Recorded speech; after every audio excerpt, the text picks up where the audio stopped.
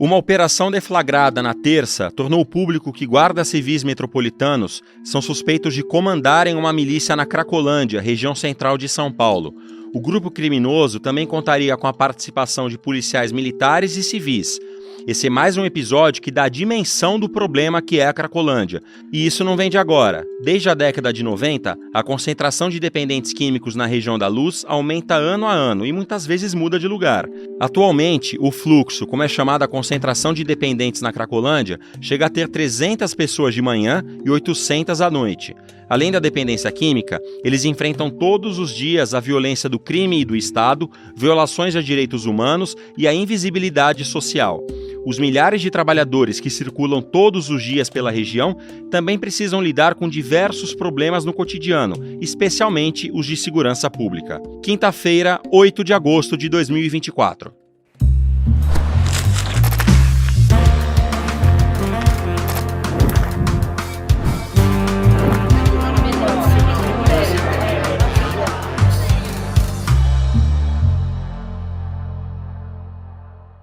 Olá, seja muito bem-vinda e muito bem-vindo ao Videocast em Detalhes, seu videocast diário que traz sempre um assunto relevante em debate na sociedade, uma temática do momento. Hoje o nosso assunto é Cracolândia. Nosso convidado é o advogado Giordano Magri, que é pesquisador sobre Cracolândia na Fundação Getúlio Vargas e também coordenador do projeto Teto, Trampo e Tratamento. Tudo bem, Giordano? Bem-vindo e obrigado pela presença. Tudo bem, André. É um prazer estar aqui com vocês hoje. Giordano, especificamente sobre a Cracolândia em São Paulo, que é o seu principal foco, tanto no projeto Teto quanto na sua pesquisa. Teto, Trampo e Tratamento, quanto na sua pesquisa. A gente tem dados mais recentes, de março, mostram que em um ano o fluxo de pessoas na Cracolândia aumentou até 44%. Uhum. Ao mesmo tempo, a gente vê nesse período um número muito grande de operações policiais da Polícia Militar, da Polícia Civil, da Guarda Civil Metropolitana, governo do estado e prefeitura fazendo operações sempre com muito barulho, operações até espalhafatosas, que não estão dando resultado. Os números mostram isso. O que está acontecendo de errado? O que esses agentes do Estado e administração estadual e municipal estão fazendo de errado? Bom, vamos lá. Eu acho que antes da gente responder essa pergunta, a gente precisa entender, né, que a Cracolândia é uma região, um território ali nas imediações da região da Luz, Campos Elíseos e Santa Efigênia, que existe há mais de 30 anos, né? Então, é um problema que persiste, né, que ele, de uma certa forma, a região ela começa a ser denominada como Cracolândia em meados dos anos 90, quando o uso de crack nas periferias de São Paulo chega e ele começa a ser proibido. E as pessoas, para que não pudessem ser mortas e tudo mais, elas acabam indo para a região central para poder ter mais liberdade no próprio uso. Desde então, o poder público, esse território, essa região acaba se referenciando no acolhimento e na reunião de pessoas em uso de substâncias, especialmente o crack, mas a gente não tem só o crack. E a partir dos anos 2000, a gente começa diversas intervenções públicas para tentar lidar com os problemas da região. No começo dos anos 2000, 2009, 2010, mais ou menos, as primeiras estratégias que começaram eram muito pautadas mesmo na segurança, que ficou conhecida depois como Operação Dor e Sofrimento, que fazia com que as pessoas, o próprio poder público dizia na época que era importante que elas sofressem para que elas aceitassem o tratamento, e desde então a presença da polícia continua sendo muito ostensiva ali. O que a gente vê de uma maneira mais recente é que de uma certa forma, essa violência aumentou, se incrementou e, de fato, ela não tem trazido resultados tanto para lidar com o uso problemático e com a cena de uso, mas também para trazer segurança para as pessoas que estão no entorno e para as pessoas que transitam ali na região. Então, o que a gente vê é que, na verdade, isso os dados da pesquisa mostram, né? Eu fiz uma pesquisa, estou fazendo minha pesquisa de doutorado lá, mas durante 2022 a gente fez 90 entrevistas com pessoas que viviam no fluxo e eles foram muito categóricos em dizer que a violência reproduzida pelas pessoas que vivem ali no fluxo, no entorno, ela está muito ligada com a violência reproduzida pela polícia contra eles. Então você gera um ciclo de violência ali que acaba fazendo com que a Cracolândia nunca saia dos noticiários e seja atribuída a ela, né, um dos grandes problemas da cidade, um problema crônico do centro da cidade. E por que existe tanta mudança de fluxo, né? A gente já teve aqui de memória, a Rua Helvétia, Praça Princesa Isabel, como grandes concentradores de fluxo. Para quem não é de São Paulo, são lugares diferentes, a Rua Helvétia e a Praça Princesa Isabel, que ficam na mesma região, mas tem algumas centenas de metros de distância uma da outra, provavelmente. E acontece muitas vezes de ter uma operação na Rua Helvétia que impede ali que o fluxo, que como os usuários, a concentração de usuários é chamada, se concentre ali. Daí, de repente, vai para outro lugar. Daí, depois de algum tempo, há uma outra operação que impede que o fluxo se concentre ali. Em alguns momentos, não pode se concentrar em lugar nenhum e se espalha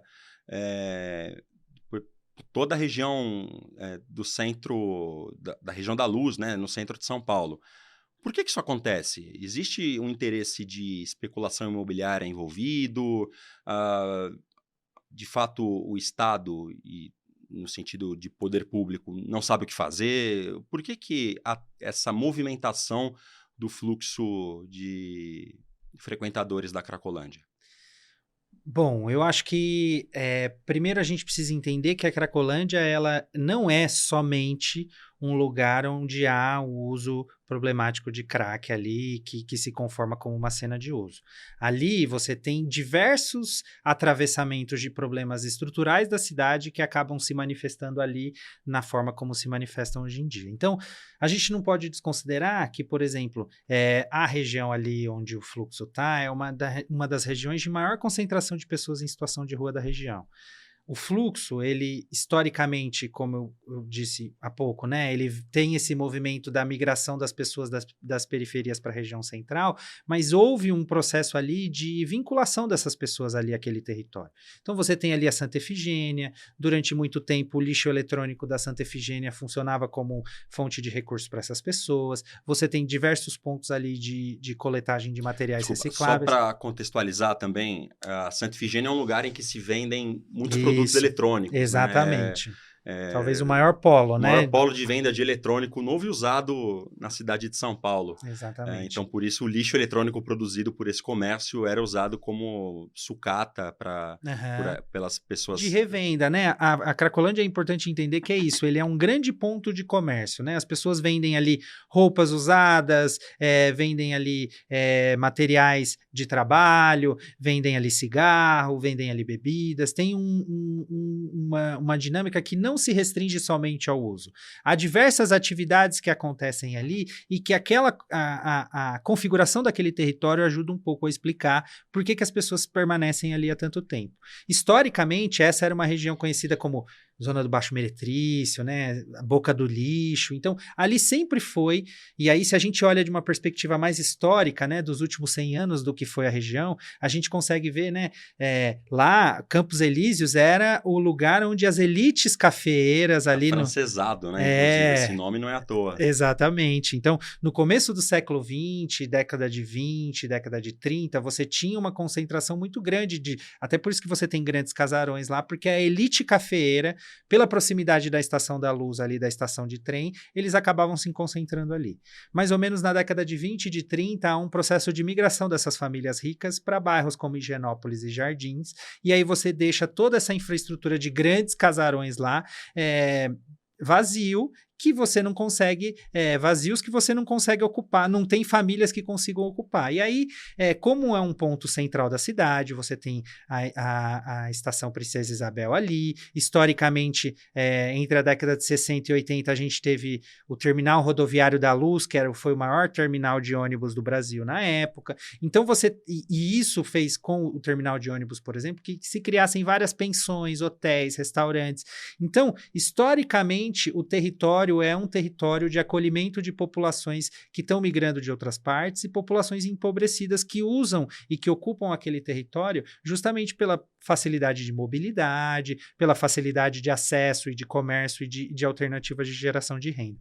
Então, é nesse contexto que a Cracolândia também se forma. Então, o importante da gente entender é que hoje a Cracolândia é o atravessamento de diversos outros problemas que a gente tem na cidade.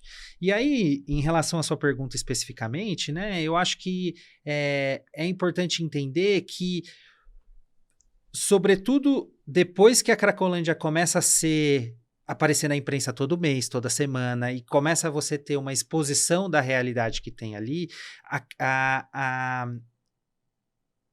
aquela região ela acaba ganhando uma característica de um ativo político, né? Então, hoje em dia, a gente não consegue entender a Cracolândia se a gente não entender aquele território, mas, sobretudo, entender que existe uma esfera política e uma dimensão política que faz com que a ação do Estado seja orientada a partir dessa visão. E é justamente nessa dinâmica política, nessa esfera política, que faz com que alternativas que deem Ibope sejam implementadas e não necessariamente alternativas que visem enfrentar diretamente a condição de vulnerabilidade que aquelas pessoas têm e o uso problemático que elas desenvolvem.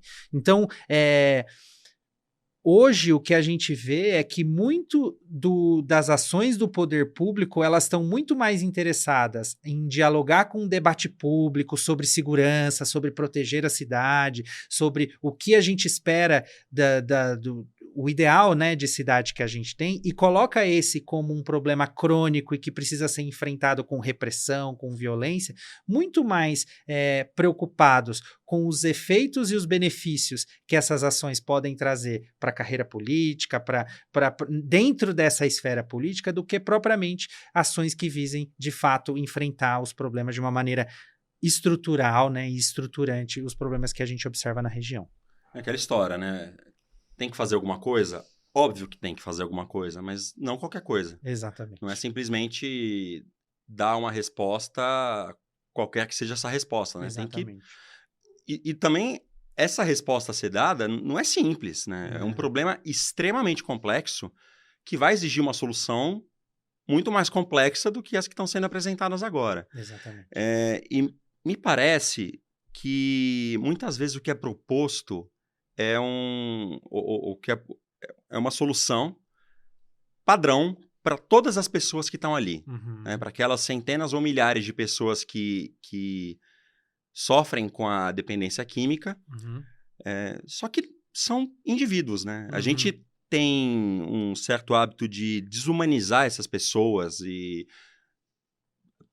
termos pejorativos como zumbis, animais, e é muito triste ver esse tipo de termo sendo usado em relação a pessoas, são seres humanos ali, são filhos, filhas, pais, mães, enfim, irmãos, irmãs, pessoas que têm uma história. Claro. Né? E não é uma solução padrão que vai resolver o problema de pessoas tão complexas, né? Dentro da complexidade humana que essas pessoas têm. E, ao mesmo tempo, já sabendo que não é uma solução simples a ser tomada para resolver o problema da Cracolândia ou para diminuir o problema, o que deve ser feito? O que você, como pesquisador e como coordenador do TTT, propõe para que esse problema seja pelo menos minimizado? Bom, vamos lá. Acho que é importante a gente falar um pouco dessa imagem, né, do zumbi, do nóia. Acho que essa imagem, ela, como você mesmo disse, né, ela é uma imagem desumanizante, né? Por quê? Porque a partir do momento que a gente entende aquelas pessoas como menos humanas ou como não humanas, fica muito mais fácil, há muito mais legitimidade de você reproduzir a violência contra elas.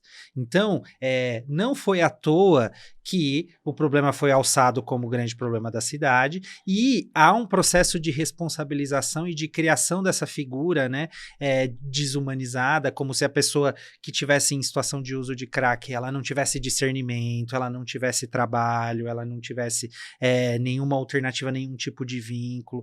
Na verdade, o que a gente observa é que isso não é verdade, né?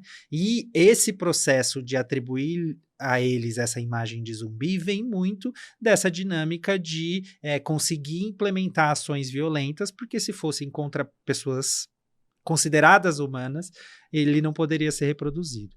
E aí, em relação à complexidade de ofertas, eu acho que é justamente aí o caminho, né? A gente não consegue imaginar, embora a gente fale muito de violência policial, não é que a segurança é um fator irrelevante, né? Definitivamente não. Mas há uma importância de entender que esses problemas que essas pessoas observam ali é o resultado de diversos atravessamentos de vulnerabilidades a que essas pessoas estão expostas. E é justamente por isso que as alternativas precisam ser ofertadas, elas não podem ser alternativas únicas. Então a gente vê muito no debate eleitoral, né, os candidatos falando, não, porque eu vou aumentar a vaga de internação, porque eu vou criar muitas vagas em comunidades terapêuticas, porque essas pessoas precisam ser internadas. E o que a gente vê, por exemplo, essa pesquisa que eu fiz durante 2022 com uma pesquisadora parceira, uma antropóloga chamada Amanda Amparo, a gente fez essas 90 entrevistas, e o que a gente vê é que 70% dessas pessoas já passaram por internações. E, inclusive, tem gente que já foi mais de 30 vezes internada. E aí a pergunta que eu faço é, se a pessoa se interna 20, 30 vezes, será mesmo que a internação por si só é a solução desse problema? Então, quando as pessoas dizem que vão para a internação, existiam 4 fatores principais que elas atribuíam do porquê que elas não ficavam na internação. Um era a violência do espaço, geralmente do contexto, né? Essa coisa muito manicomial e tal. A falta de porta de saída, que dialoga diretamente com essa falta de alternativas, né? Não é só a saúde também, só a internação por si só que vai dar conta do problema. Elas sentiam falta da vida rotineira, e muitas pessoas acabam saindo da internação também por abstinência.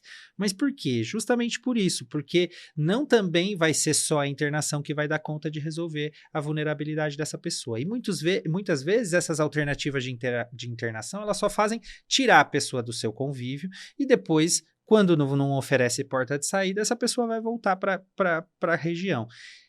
E não é um problema em si voltar para a região. Então, hoje, o que o TTT, o Teto, Trampo e Tratamento faz é justamente mostrar que existe a possibilidade de a gente ofertar um cuidado complexo para essas pessoas sem tirá-las do território e sem reproduzir violência contra elas. Então, é importante, e aí a ideia do projeto é justamente o teto, que garante um mínimo de estabilidade para essa pessoa, saber onde ela vai dormir, saber onde ela vai comer, poder guardar as coisas dela, poder ter um mínimo de uma rotina. O trampo, que está muito relacionado com uma coisa que eles mesmos falam, né, da importância deles ocuparem a mente, então de produzir atividades em que eles possam ser atividades produtivas, e isso de alguma forma possa se transformar em geração de renda. E por último, o tratamento, que ele só vai existir efetivamente quando esses diversos fatores que geram instabilidade na vida dessa pessoa, a falta de teto, a falta de comida, a falta de trabalho, eles andam juntos, e aí com isso você consegue fazer com que a pessoa lide de uma forma diferente com o seu uso e consiga encontrar alternativas para conseguir autonomia e reduzir os danos que esse uso causa para ela mesma e para as pessoas do entorno. E aí, só um comentário que você falou, né, sobre essa questão da individualidade. É por isso que a saúde, né, essas pessoas são indivíduos, né, são humanos, têm sua história de vida.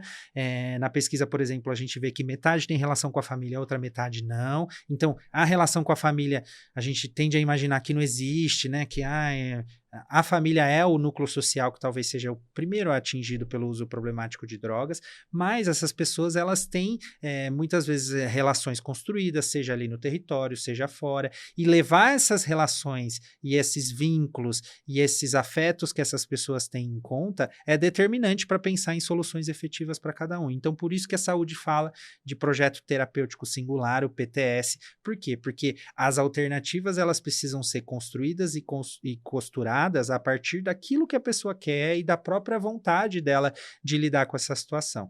Então, por isso que é importante que o poder público tenha ofertas complexas e alternativas efetivas para que esse cardápio de opções ela possa ser ofertado. Então, quem quiser ser internado, que vá ser internado, se desintoxique 15, 20 dias e que depois consiga ter outras alternativas para quando sair dessa internação. Quem quer lidar com o uso problemático ali, porque a família está ali, porque a sobrevivência está ali, precisa ter oportunidade de poder lidar, né, com o CAPS, que é o Centro de Atenção Psicossocial, com outras ofertas de cuidado que lidem com essa realidade a partir da vontade da própria pessoa. Então, quando a gente fala que eles são zumbis e desumaniza, a gente sequer... essa imagem faz com que a gente sequer presuma que essas pessoas têm vontade. E a solução do problema passa por entender o que essas pessoas efetivamente querem fazer e que suporte elas precisam para sair dessa condição de vulnerabilidade e de uso problemático que elas vivem.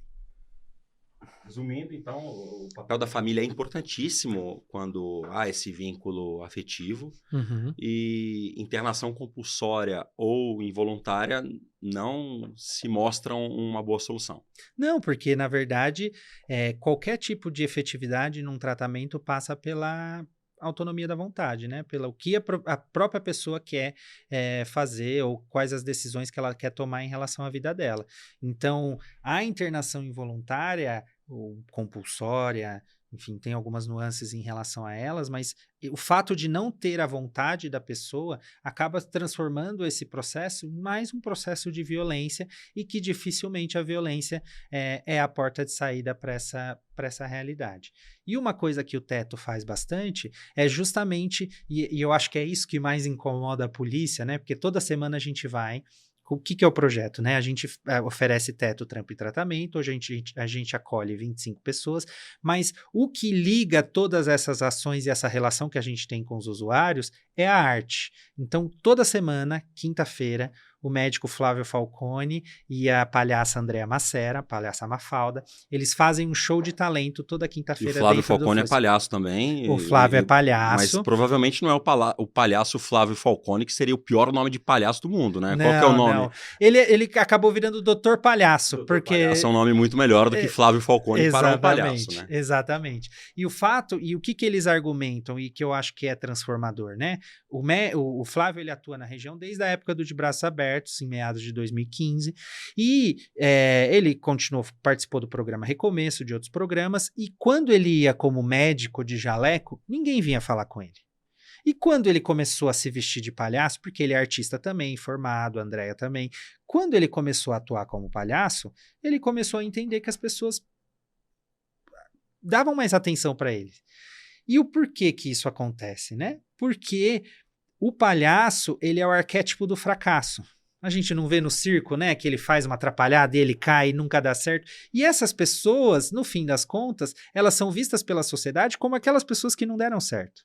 Então, é na arte, é nesse momento da gente sair do campo racional que a gente consegue estabelecer conexão com essas pessoas. Então, toda quinta-feira a gente faz um show de talento no Fluxo, onde os próprios usuários são escolhidos como jurados e eles julgam as pessoas que vão lá se apresentar. Então, hoje a gente estava lá, teve gente que cantou e canta música evangélica, uma adoração, e canta um rap, e canta uma música sertaneja, um brega, e tem gente que vai dançar. E é nesse momento de descontração, ninguém usa droga, então você consegue ocupar a cabeça deles com outro tipo de atividade, o que mostra que a droga em si não é aquela fissura de que eu só consigo fazer isso todo o tempo, você tem um processo de identificação que essas pessoas estabelecem, e essa identificação ela acontece no campo muito mais subjetivo, no campo muito mais emocional, e a partir do momento que essas pessoas começam a nos ter como uma referência,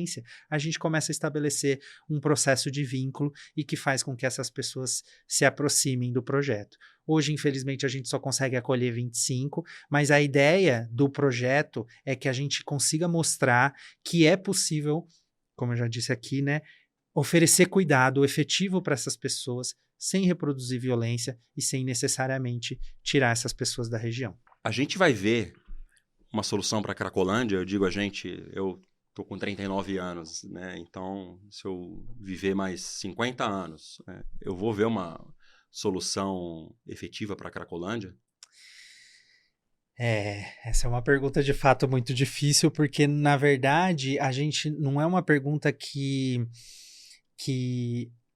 se eu poderia te dar uma solução do que poderia fazer com que para lidar com aquela cena de uso, mas não necessariamente essa solução vai ser aquela escolhida por quem está com o poder da caneta na mão.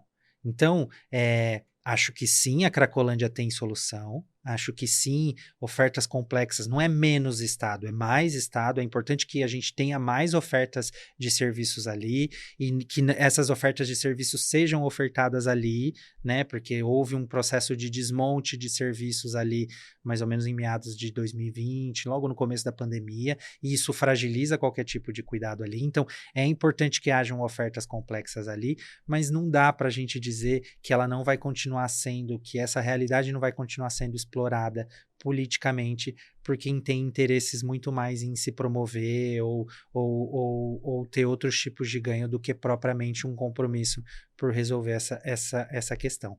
Porém, de fato, né, acho que o indicativo é esse, né? É importante que a gente tenha ofertas complexas, então agora o TTT está abrindo uma escola, porque a gente entende que a educação e a arte, elas são um processo de determinante, né, na construção de novas alternativas para essas pessoas. Então a gente está abrindo uma escola de formação artística, que essas pessoas vão poder ter formações nas mais diversas expressões artísticas, então artes plásticas, artes cênicas, dança, música, mas também em atividades de produção artística. Então, maquiagem, figurino, coisas que de fato as pessoas possam ser empregadas pela indústria cultural. Então, esse é um exemplo, e a ideia é que depois de 2 anos essas pessoas saiam dali com DRT, profissionalizadas e consigam ser inseridas no mercado da cultura. Justamente porque o território ali tem vários serviços culturais, tem vários equipamentos culturais, a Sala São Paulo, o Soberano, que abriu novamente com toda uma agenda de cinema. Então, acho que não sei se essas alternativas vão ser de fato implementadas, mas o que a gente sabe é que o que a gente tem implementado e dado alternativas para que essas pessoas tenham outras perspectivas em sua vida e consigam, por si só, conseguir sua própria autonomia, com certeza é o caminho para a gente lidar com a complexidade dessa região. E se você quiser seguir o projeto Teto, Trampo e Tratamento, é só seguir o @Teto, Trampo e Tratamento, tá na tela, você pode ver, seguir no Instagram e ficar por dentro das atualizações, de até como obter mais informações sobre esse projeto que é tão importante, junto com tantos outros projetos de pessoas que atuam junto à população mais vulnerável da nossa sociedade. Eu conversei aqui no Em Detalhes com o advogado Giordano Magri, que é pesquisador sobre Cracolândia na Fundação Getúlio Vargas e coordenador do projeto Teto, Trampo e Tratamento. Giordano, muito obrigado pela presença aqui no Em Detalhes e até a próxima. Eu que agradeço, André. Muito sucesso para vocês e adorei poder compartilhar um pouco mais dessa realidade e a gente poder falar um pouco mais da complexidade dessa região. Um abraço a todos e todas. E você assiste a este e a outros episódios do Em Detalhes na nossa playlist Em Detalhes no canal do YouTube do Instituto Conhecimento Liberta ou do Eduardo Moreira. E se você estiver acompanhando ao vivo o nosso programa, fique agora com o Mercado e Investimento. Obrigado pela companhia e até a próxima. Por que você não vai para Cuba? Vai para Cuba! Você certamente já ouviu isso acontecer numa conversa quando você defende ideias igualitárias, quando você defende um mundo mais justo, quando você diz que é possível construir uma sociedade que não seja tão desigual quanto a nossa, quanto a do Brasil. Aí vem alguém e diz, já que você gosta tanto, vá para Cuba. De tanto ouvir isso, a gente foi. A gente não, Eduardo Moreira o fundador do Instituto Conhecimento Liberta, foi a Cuba ver como é que é a vida lá. Voltou com um documentário fantástico. Tem a participação e depoimentos de muitos cubanos, entre eles da doutora Aleida Guevara, a filha do Che, Frei Beto, que é um ídolo em Cuba, e também de Miguel Díaz-Canel, que é o presidente de Cuba. Esse documentário inédito, exclusivo, você vai poder ver de graça no dia 13 de agosto, vai dar numa terça-feira, às 8 da noite. Depois eu te digo onde vai rolar esse documentário. Mas é de graça. Marque na sua agenda e aguarde aí. Se você perder, só tem uma saída. Vá para Cuba.